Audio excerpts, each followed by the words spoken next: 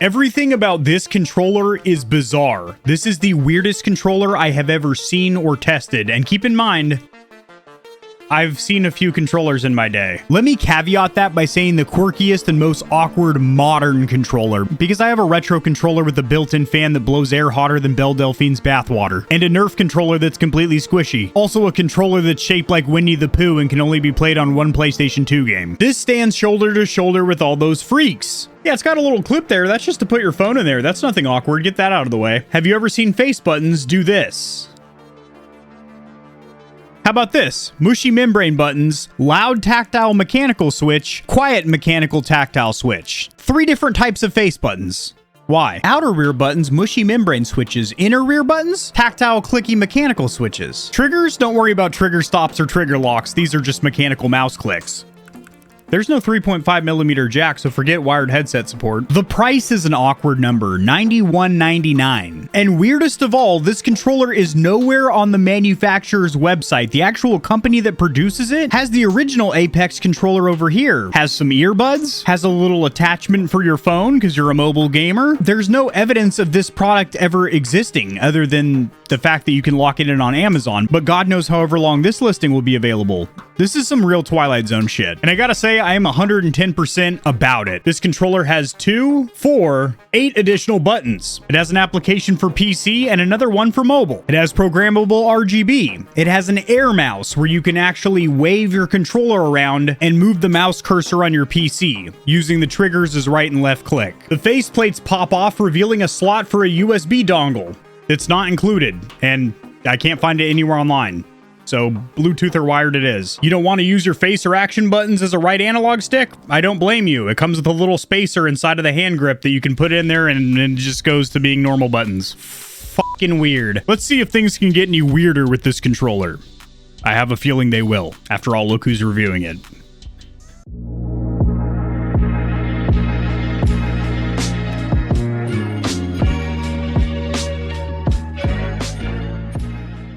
Oh, hold on, don't start the review without me. So price, platform, and where to buy. This bad boy goes for $91.99. Very awkward price. It only works for Android and iOS, but not anything after 13.4. So unless you're one of those weirdos that doesn't update your phone because maybe you're doing some jailbreaking. I don't know if people still do that with iPhones. So more or less, this is a PC controller. That's what 99% of you big meat stallions out there would probably use this for. Where to buy? Amazon and Amazon only. Walmart did have a listing on their website for a while. However, it has been taken down. Not sure why. Again, a lot of mystery around this controller. And the manufacturer doesn't have it on their website, so you can't buy it directly from them. Which also means there's no affiliate marketing program, so I have no reason to push this chunk of plastic on you. Packaging and included accessories. Would you mind stepping aside for just a second so I can get the box over here? Yeah, I talk to my controllers. Sometimes. Usually not when the camera's on. If you thought I was exaggerating about me not doing anything with my facial hair or head hair, not a joke. Entity ability wheel. Freely aim your skill. So it's kind of a bar or verse of an underground rap album. Entity ability wheel. Freely aim your own skill. Then you have another marketing slogan right here. Rule the game. Nice matte black inner box with a little gloss emblem or icon right there. In the accessory box, you have a USB-C cable. It's a 10-footer. It is braided. It is relatively flexible and lightweight. It does have a Velcro tieback. It is one of the ones that stay attached. I like that. It is also branded with their logo only on the USB-A side, nothing on the USB-C side. Oh, that's not that ain't no 10-footer. That's about a 6.5 footer. That's a 6.5 footer. So long enough to plug into the front of your PC tower if you're going wired with this bad boy. However, since it is for mobile use as well, it of course does have Bluetooth. I just glitched out for a minute. It does have Bluetooth as well. And I will be making a video in the very near future about the quickest means of data transfer when it comes to connecting a controller to PC. Is it wired? Is it a 2.4 gigahertz dongle? Is it the Xbox wireless adapter? Is it Bluetooth 5.0? I guess we'll have to find out. But I will spoil something for you right now. The difference between a wired connection and a wireless connection is not as substantial as you might think. You've got an ominous blacked out instruction manual or pamphlet right here, and you guys know I'm a bit of a connoisseur or snob when it comes to these things. Oh boy. Is there English anywhere in here? It's in the rear. Phew, you gotta use a little muscle to get that off. Which I don't have much to spare. I have not been in the gym, I'll tell you that right now. As for the quirks and features of this controller, it does have mouse click triggers. It does have 8 additional buttons, which are programmable, but only through the application on either PC or mobile. You cannot remap these on the fly. What you can do on the fly is change the RGB lighting, which this does have. This has anti-friction rings around the thumbsticks, and there are some weird, quirky features that I've never seen in a controller before. For example, your face buttons up here, which are in a 3-button cluster, actually swivels and can be used for aiming in a first-person shooter. However, that's not primarily what it's for. It's mostly for mobile games to simulate swiping across the screen on your phone, so you can have it mounted here and not actually have to touch the screen on your phone. I could see some actual practical uses if you're playing something like an MMO, maybe you're scrolling through your inventory, stuff like that. This also has a virtual mouse mode where you can actually tilt the controller and it will control your mouse cursor on your PC. The faceplates do pop off relatively easily, and on the right side you are going to see a slot for a USB dongle, which is not included and I can't find it anywhere online. And then in this side over here, you're going to take your thumb and there's a little ring right here which drops in like that, and now your face or action buttons are stationary. I want them wiggly. I like me some wiggly buttons. It's kind of a beast to get out. It's very easy to get in, but once you're in, it's really hard to pull out. I've mastered it. So it's on this side over here. Get a little fingernail up underneath the lip and give her a rip. As for the ergonomics, I don't even need to bust out the soft measuring tape because it is virtually identical to an Xbox One shell. Very ergonomically comfortable. As for weight, I will pull out a scale though and see if she's been hitting the buffet or not. 8.8 ounces. So pretty average. It's not really tipping the scales either way. As for ergonomics, this is incredibly comfortable. As I mentioned earlier, it's using an Xbox One shell design. Also, it has some very nice rubberized grips that feel very good on the fingertips. As for build quality, it's meh. As I do the flex test here, do hear a little bit of creaks and moans and groans in the plastics and whatnot. Also, speaking of the plastics, it feels very cheap, but on a whole nother level. The plastic is actually relatively thick and the clips are relatively beefy, but it's just the actual texture of the plastic. It sounds very cheap as you drag your fingernail across it. However, just holding it, it actually feels very comfortable, and you don't feel like it's a cheap controller. Unless you're a controller reviewer or a straight douchebag, you're most likely not just looking for nitpicky things like, well, oh, there's a little bit of a millimeter gap over here, and it doesn't feel cheap and chintzy, and it feels overall pretty well put together. As for a quality control reputation, there simply isn't one, positive or negative, because not a lot of people are buying Flydigi controllers, and if they do, they're most likely mobile gamers, and they don't go on the internet and complain about controllers like Elite 2 owners. There's a massive community of Scuff and Elite controller owners that like to get in forums on Reddit and take dumps on their controllers that they continue to buy over and over. There's a wide, vast world of premium and custom controllers out there. If one keeps taking a dump on you, quit busting out the saran wrap and saying, hit me again with a Cleveland steamer, go to another company. Or better yet, twist the nipples off their warranty department until they send you replacements. The squeaky wheel gets the grease, meaning you complain enough to these companies, not only will they send you a replacement, they'll send you some extra thumbsticks and a carrying case, because they're sick of the screeching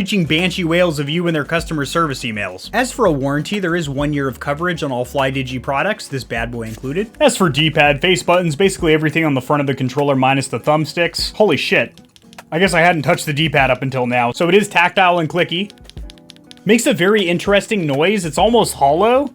But that's definitely a mechanical switch. That's not a membrane. Or if it is, it's unlike any rubber plunger that I've ever felt before. These 3 accessory buttons down here take a good amount of resistance to press. So interesting. Even the start and select buttons are tactile and clicky as they are mechanical. Like a mouse click. And then the C and Z button down here are just typical membrane switches like you'll get in any stock controller. And then the A button is a very noisy, tactile, clicky mechanical switch. Oh yeah, that's satisfying. But then these 3 buttons on this doodad up here are also mechanical, but they're substantially quieter.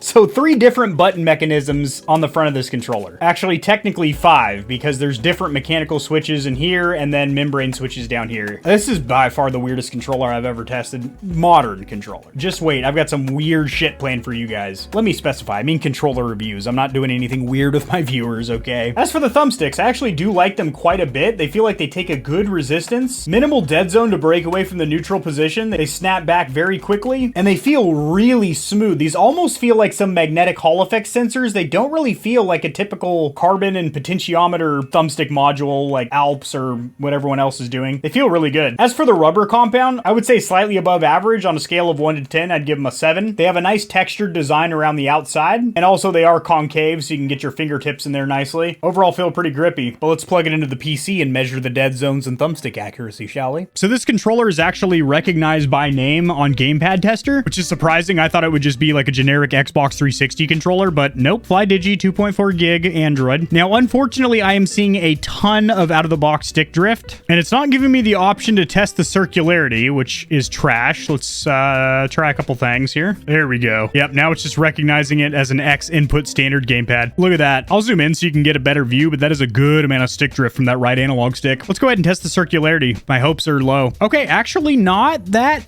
bad, to be honest. One more for good measure. So not horrendous, not as bad as a Switch Pro controller. What really worries me is that dead zone though. I'm gonna play a few games and see if it's actually noticeable stick drift, and if it is, I will recalibrate them using a program like Rewazd. Curious about this stick drift. Not only am I not noticing any stick drift whatsoever, but also the dead zones are pretty tight too. There's very minimal input to brake neutral before I actually start registering. Interesting. Also, pause and select are in a really intuitive position. They're not a stock Xbox position, but I immediately didn't look down or anything, and I just knew right where it should be. This game doesn't have any dead zone adjustment, but it does have sensitivity, which of course I bumped up. Is there no bindings for a controller? How the fuck are you supposed to play this with a controller? The analog sticks work, so that's good, but none of the buttons are doing anything. However, you can rebind them in Steam Big Picture mode, which I'm sure I'll need to do because it's a generic third-party controller. And a lot of times Steam just recognizes it as such. Generic controller. You have to bind it. But yeah, the thumbsticks though, I'm not really worried about the drift or dead zones anymore though. What was happening with my controller earlier was I could move around with my analog sticks, but that was it. None of the face buttons work, Dpad, nothing. So should be good, bro. Holy hell, I forgot how twitchy the movement is in this bad boy. This is like Apex Legends grade. Oh, this is wild. Is there a mod on this game or something? This game is from the 90s. Granted, this is a remake, but I do not remember it being this insane with the movement. What, did I just wall bounce? Get out of town, Charlie Brown. This controller now works and it didn't before, so that's good. That's just one of those days, I guess. Yeah, it is, brother. So these stock thumbsticks are pretty good, but I know what you're wondering. Kevin, Control Freaks work on there? What about any other kind of thumbstick cap? Let's check it out. So in this bag, I have a multitude of universal thumbstick caps that work with damn near just about anything. I have Control Freaks for Switch, Control Freaks for PS4 and 5, and Control Freaks for Xbox One and Series. Let's see what works and what does not. The slip-on caps are gonna work for sure. They slip on like a condom. They're universal. They fit on everything. How about these Switch bad boys though? I don't even think you could force them on there without like permanently damaging the thumbstick. So that's a definite no for the Switch. All right, these are the PlayStation 5 joints. Also a no. And for the Xbox, that is also a no. So Control Freaks do not work. Don't bother checking the compatibility chart on their website because guess what? They're not on there. But I just tested all of them for you. And the answer is a resounding no. But what you could do is pop on a little slip-on joint like that. I'll have some of these linked in the description below. Those are affiliate links, by the way. You won't pay an extra dime, but I get thrown a little commission for referring the sale. Supports the channel, and I do greatly appreciate that. It allows me to keep growing my hair like a fucking refugee and reviewing controllers. Sick. I'm gonna leave that on there. That is hot, sticky fire. God, I love the way this thing feels. That's what she didn't say, unfortunately. As for the triggers and bumpers, the bumpers are almost identical to an Xbox One controller. However, they are lifted a couple millimeters on the side, but you can activate them from the sides, up top, the middle. They do feel good. Also, the bumpers and triggers have a nice brushed aluminum design, which I do like substantially. As for these triggers, they're almost perfect. They are a nice mouse click, very tactile, very clicky. However, there is a good amount of take up or dead slop before the switch actually gets activated. So nothing, a little bit of dead space in there. It's nothing too crazy, but it is a couple of millimeters and it definitely is noticeable. However, you have to genuinely be trying to feel that dead slop before it activates. Nothing, click. And they are very light as well. Not much resistance at all to actually activate the switches. I got sick of sitting, so rear buttons or rear paddles, in my opinion, is the most important feature of a premium pro or custom controller. Allows you to keep your fingers on the thumbsticks, constantly moving and aiming rather than pressing things like the face button and D-pads. Now, these two inner buttons are in a perfect position where you want to naturally rest your hand. You can cleanly hit them. They are not mechanical or tactile switches, but they are relatively clicky, and they're also quiet too. So if you're a streamer and you're hammering on these, you're not going to pick up a whole lot through your mic, especially with a good noise gate. These are in perfect placement. They also require enough resistance so you're not going to accidentally actuate them just resting your fingers there. However, these inner buttons, you need to work for them a little bit. You do need to slide your finger to hit them, and they are a little bit noisier. as they are a mechanical switch. So membrane, mechanical, sound check.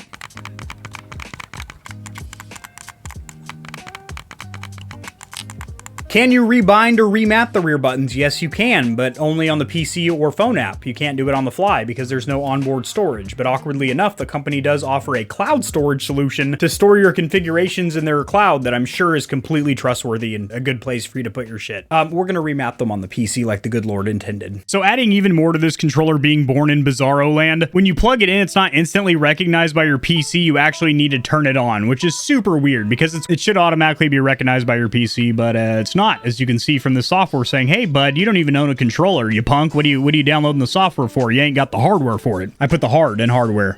Turn it on. The RGB comes roaring to life. You see your controller over here, and you have two different modes over here, not explained in the instruction manual at all. We're going to select PC mode because I know these words. Awesome. That looks like a pretty decent software suite, actually. Can you full screen it? Negative. The configuration must be applied to the controller to take effect. So this is how you're going to flash your bindings to your controller, and it will save the keybinds permanently to that controller until you change them. So you click apply whenever you make your changes. So you've got 4 configurations, which you can switch through on the fly by clicking the menu and back key to switch configurations, which is the middle and right button. If you press the outer 2 most buttons, it'll scroll through the RGB lighting modes. As you can see, that I'm not full of crap. And of course you can turn it off as well. So this front page is basically just the dashboard showing you your 4 configurations, but to actually customize them, you're going to click on configure setting over here. You can set your vibration intensity. It doesn't have a slider or bar. You just select from low, medium, high, or close, which means off. I pressed test and it vibrated. Vroom vroom. Adjusting couleur. Yes, do it. Okay, nothing happens when I click on adjusting couleur. But down here in this drop down, you have alert, which is basically a static color. It's constantly on. I don't know where they're getting these names. You've got hunt. I love their naming convention. Super aggressive. Hunt is basically whenever you press a key, it's going to illuminate. And then you have float, as we all know in the normal world, is called spectrum cycling, where it just goes through the rainbow spectrum of 16 point whatever million colors, you know, the RGB spectrum. And then you have hide, which in a non-psychopath world is called breathing, where it fades in and out, pulsates gently. You can change the colors in here. So we are going to set it for a static teal or purple, the theme colors of Gamer Heaven. But teal gets me shivering in my timbers, so we're going to go with that. Brightness. Wow, you might think it maxes out at 100 because that's the maximum a percentage could be. Nope. 255, and it gets bright as shit. The only thing brighter than those RGB lights is my future. Too bright. It's actually kind of disorienting. I'm in a brightly lit room with my recording lights on, and it's still like bright as shit. So I'm gonna knock it down. I'm gonna knock her down a couple pegs. Something to note, it doesn't reflect while you're still holding down the mouse, so it's not in real time. You need to release the mouse button, and then it will take effect. And then you can do roulette mapping, which I assumed was when you move around the analog sticks, it changes the RGB color, but that is not happening. Maybe if I hit apply. Okay, I kicked it off for a second because I guess it was flashing the new tune. Come on, don't play with me, sister. Yeah, there we go. Perfect. Now over here in key, this is of course your binds, and you can see as you hover over each of these, it does highlight exactly what you are changing, including M5 and M6, which are these extra bumper buttons on top, which I've only actually ever seen on Razer controllers up until now. Somebody will correct me and be like, Kevin, you tested a controller 8.5 months ago that had bumpers on the top. Well, I'm sorry that I don't sleep much and sometimes I forget things. So right now by default, the back buttons are bound to the D-pad. I actually just made a video on what to bind your rear buttons and paddles to. D-pad was you know, an honorable mention, but it's not what the top dogs do. It's not what I'm fun to do either. Also, for any of the buttons, stock buttons as well as their additional buttons, when you're clicking on them, besides just setting a single key, you can also set up macros where you can record several inputs and basically press that one button and it'll do a string of inputs. So you just press record, start hitting buttons, and then hit stop, and it will save that macro to that one button. Now over here in joystick, this is where you can set your sensitivity or response curves for your thumbsticks. I think it is fantastic that they have this option. They have 3 presets: default, which is completely linear; immediate, which seems to ramp up pretty heavily around halfway input and then peak; and then delay, which is practically dead or limp until about 50% and then linearly increases. Default for daddy. And of course you can set this for left and right joystick or analog stick, thumbstick, whatever you kids like to call it. They're all used pretty much interchangeably. Oh boy, that software's showing some fucking dead zones. That's not good. The software's showing some pretty intense stick drift right out of the box. So you can set a button here with the open key to where whenever you press it, like right now it's left trigger, it'll automatically start registering the motion sensing or gyroscope, which can be really useful in mobile games. Go ahead and just disable that shit. I'm not using that. What is switch mode? What does that do? This controller do not support switch mode. Fine, because I didn't know what it was and I wasn't comfortable using it anyway. Let's go ahead and test the out-of-the-box polling rate, refresh rate, and input delay. Holy shit. We're also going to see how susceptible this controller is to being overclocked. As it isn't based on an Xbox controller, it should not be polling rate locked. However, the polling rate is currently shown as 32 hertz. Maybe that was operator error, just me being slow on the sticks. Let's run another one. Got my fast thumbs back. Giving him the business. All right. Still showing 78 hertz on a polling rate, which is like lower than anything I've ever tested. 77 hertz on the polling rate for an estimated 12.8 milliseconds of input delay. Oh my goodness gracious. Also, most importantly, not very consistent at all. We're getting a huge spread here between the minimum and maximum. Minimum was a 7.5. Max, we had 1940. Almost 2 seconds. So this controller is recognized as an Xbox 360 controller for Windows. Let's go ahead and run the magic on it. Install service. Yup. 1000. Yup. Filter on device. You already know. Unplug, replug, overclocked. Measure it. Hey, not recognizing. Easy day. Unplug, replug, close, open, close, unplug, replug, wait, open. I might have broken the controller because I overclocked it to its limits. It was pushing 5 gigahertz on all 8 cores, 16 threads with a water-cooled AIO. So the overclocking actually helped with our circularity a little bit. Yeah, it didn't make a damn bit of difference. Damn, so overclocking did nothing. Even on an Xbox controller, which is polling rate locked, it still does help, and I do recommend doing it because generally it tightens up the spread between minimum and maximum, giving you more consistency, and it actually does lower the input lag in milliseconds ever so slightly. Even if it's only like half a millisecond, it's still doing something, and it's certainly not going to hurt, but you're not going to get the substantial gains that you do with a PS4 or 5 controller, obviously, because they're not polling rate locked. Also, a lot of third-party controllers like the Victrix Gambit, for example. Great. So what is my final verdict with the Flydigi Apex 2 over here? Well, I've got to say, it is the weirdest controller that I've tested. Weirdest modern controller. Let's get the cons out of the way first, not only because there is less of them, but also because people love negativity on the internet, especially on YouTube. It is absolute fuel for views, and I'm ready to douse that bitch in kerosene. So the biggest con, in my opinion, would be the fact that there is substantial input lag or delay. You're looking at about 12 milliseconds, which is pretty hefty. That's even more than an Xbox controller, which is usually around like 8 to 10. And it was reflecting some nasty dead zones. However, I didn't experience that when I was playing whatsoever, but it was still visually showing up in Gamepad Tester, which makes me think that there is still some inherent stick drift out of the box, which is not good. In real world practice, I didn't feel that at all. I also don't like the fact you have to rebind the rear buttons, top buttons, additional accessory buttons down here via a PC app, which is very, very hard to get. The link on their website simply doesn't work, so I'm going to link a YouTube video, and that guy has a direct link in his description to the download. I can't just copy that and put it in mine because it changes the actual link and makes it not a valid file path. That's how I was able to get the software suite. But the fact you need a PC program or phone app and you can't rebind on the fly is kind of whack. And the fact that they have a slot for a USB dongle, but they don't include it and you can't really find it online fucking sucks. That's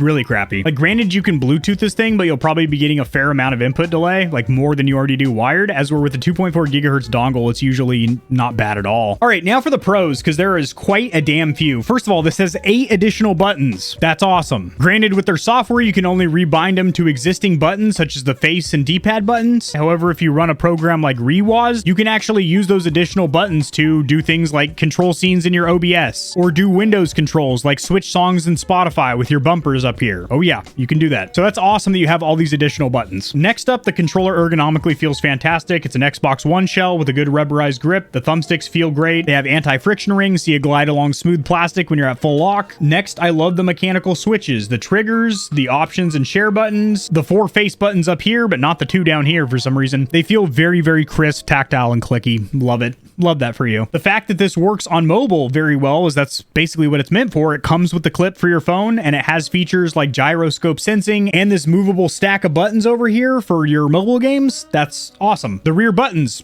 are actually very good. Granted, the inner ones, you have to do just the slightest little slide of your fingers to get there, but they're not bad whatsoever. The software suite was actually pretty good too. It'd be nice if you could full screen it, and it'd be nice if it was easier to download, but it works, and it has a lot of control. You can even do things like your sensitivity curves for your thumbsticks. I also love the triggers. They are mechanical and clicky, just like the face buttons. And cosmetically, I actually think this is a pretty good looking controller. It is flat matte black with a little bit of RGB, which is tunable in the program, and you do have 4 profiles that you can swap on the fly, which is also pretty pretty dope. My final verdict is this. If you're a mobile gamer, absolutely, this is the best mobile controller that I've tested hands down. And you're probably wondering, Kevin, have you tested any other mobile controllers? I have, actually. A lot of controllers I tested in the past for other platforms, such as Xbox and Switch, are also compatible with mobile, but this for mobile gaming would be kick-ass. But for a PC controller, it's actually pretty damn good. Now, if we can find a way to crack through that polling rate lock and drop the input lag down to around 5, I'd be cool with that. And I wish the thumbstick accuracy was a little bit better than an average error rating of 10 to 12%. For $90 or $92, weird. Actually, a really solid controller. Like, I would take this over a PowerA Fusion Pro 9 out of 10 times. Granted, this doesn't work on Xbox, but for just PC use. Not a bad controller. It's weird, it's quirky for sure, but not bad. Not bad at all. This is linked in the description below, and I'll see you tomorrow, probably with another controller review or some type of controller video. If there's not a controller video, there'll be some gaming news. If there's no gaming news, there'll be a gameplay vlog. If there's no gameplay vlog, it'll be some random shit I decide to bust out my shovel and scoop onto you. Really selling you on subscribing to the channel. But seriously, subscribe. Stick around. I'll be looking for you. If you enjoyed the video, liking it helps it to get seen by more gamers. This information will reach and assist them as well, which in turn helps me grow this little channel, which I do greatly appreciate. Subscribe for more content like this. I cover news in the gaming community and industry, tutorials helping you get set up streaming and YouTubing, as well as honest gaming product reviews, keyboards, mice, headsets, controllers, mics, chairs, etc. There are some hefty exclusive discount codes found only in the description of my videos and only for the audience here at Gamer Heaven. Check out Into the AM for some of the sickest looking and most comfortable cloth to ever grace my gaming giblets. If you don't want to be scorching your corneas with harmful blue light, check out Gamer Advantage, the only blue light glasses on the market that look sexy and actually work. If you're looking for a custom controller that'll blow the competition's tits back, AIM definitively has the best bang for buck or price to performance when it comes to Xbox, PlayStation, and Switch controllers. Nope, they don't do Switch, but they do gaming mice. I said doo-doo. I have links to all my other platforms and socials in the description below. If you need a quick laugh or blast of gamer adrenaline, check my short form videos out at TikTok. To get in touch with myself and the stallions and stallionettes of Gamer Heaven, join the community Discord, and check me out at twitch.tv where I go live every other leap year on a blue moon if it falls into an odd calendar number, and my pH balance is on point. Just kidding, starting June I'm going to be live streaming a lot. Thanks for watching. This has been AK40 Kevin hosting Gamer Heaven, and I'll see you tomorrow because I upload daily. All the time. 60% of the time. Sometimes. Most of the time. Peace.